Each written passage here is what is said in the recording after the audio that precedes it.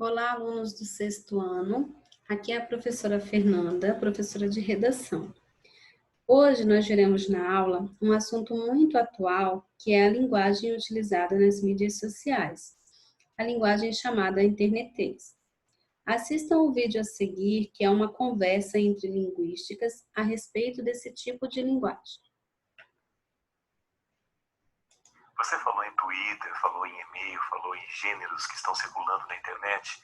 Esse tema, aliás, tem sido um tema de muita preocupação entre pais, professores, uma vez que eles entendem que essa linguagem utilizada pelos adolescentes, principalmente, que é uma linguagem, é quase um outro código, é quase uma outra língua, que isso venha prejudicar o uso da escrita em outras situações. Ou seja, o indivíduo tuita o dia todo e no momento que ele vai precisar escrever um outro gênero, numa outra situação, em produção escrita, ele não tenha habilidade construída para isso e nem conhecimento linguístico para isso. O que você acha disso?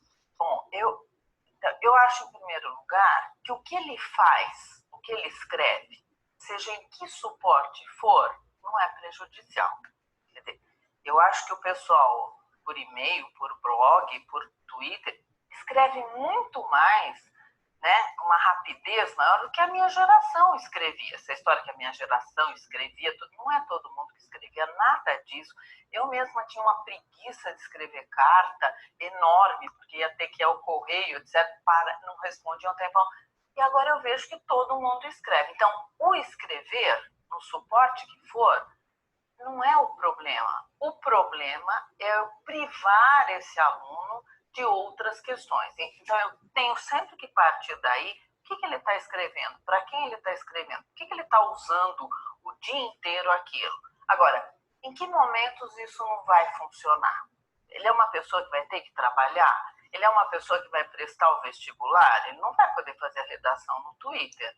Então, eu tenho que ligar essa realidade dele, que não é ruim, né, com as outras coisas que fazem parte dessa realidade. Então, hoje, minha filha é uma cientista, ela passa o dia inteiro tanto escrevendo nessa linguagem em inglês ainda, que a gente entende menos ainda, e escrevendo isso, mas também corrigindo um artigo, mandando a correção, etc. Então, você não tem o problema de quem escreve o que escreve. Isso é uma parte que nós estamos pensando nos gêneros, né? Nos seus suportes, nessa dinâmica. Eu acho que o uso do internet, do internetês, né, não é necessariamente um problema, porque os usos da escrita estão determinados pela situação.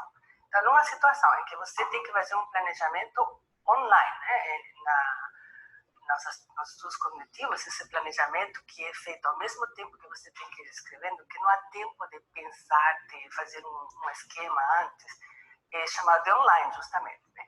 É claro que vai ser necessário abreviar, usar símbolos e escrever naquela linguagem que é mais adequada para esse tipo de processamento. Agora, se você vai escrever um ofício para o dono de uma empresa, solicitando alguma coisa para fazer um passeio que a aula quer fazer, os alunos vão estar engajados nisso, é claro que eles vão usar a variante padrão, vão revisar a carta e vão reescrever, se necessário, até torná-la tão apelativa quanto necessário, quanto desejado.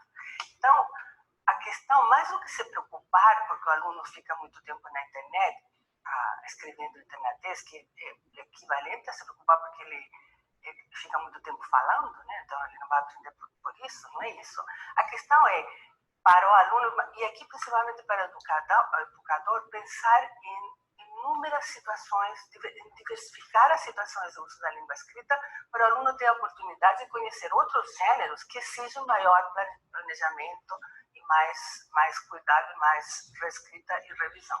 E, por outro lado, essa língua que eles inventaram, eu diria que ela é também uma consequência da nossa língua.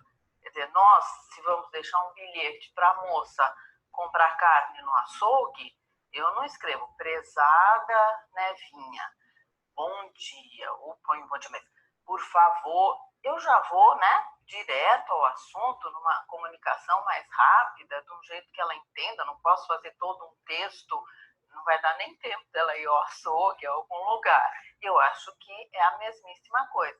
E mais, como linguista, a gente pode descrever essa língua sintetizada. Quer dizer, todo mundo fala VC, mas ninguém fala OE. Ao resumir a palavra, né, ao reduzir ao mínimo, VC, eu ainda entendo, né? Não é mais vossa mercê, vós mercê, vansum C, nem C, é VC, né? Mas não é OE.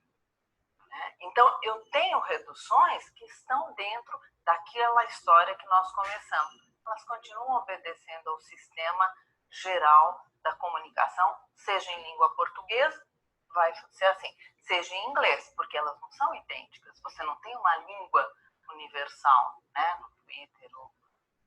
Então, eu acho que o que eles escrevem não prejudica. Prejudica eles se confinarem a uma coisa só, se eles têm necessidade de outras. Né? Práticas sociais de linguagem. Outras práticas sociais de linguagem.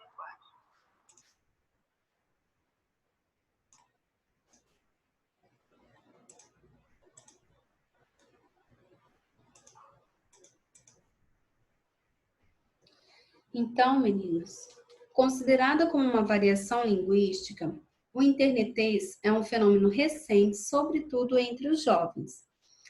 A maneira como as pessoas da minha geração escreviam ao redigir um texto na internet já caiu em desuso, né? Então, possivelmente, há palavras que eu não conseguiria descrever, né? Não conseguiria interpretar, porque vocês utilizam uma linguagem bem mais atual.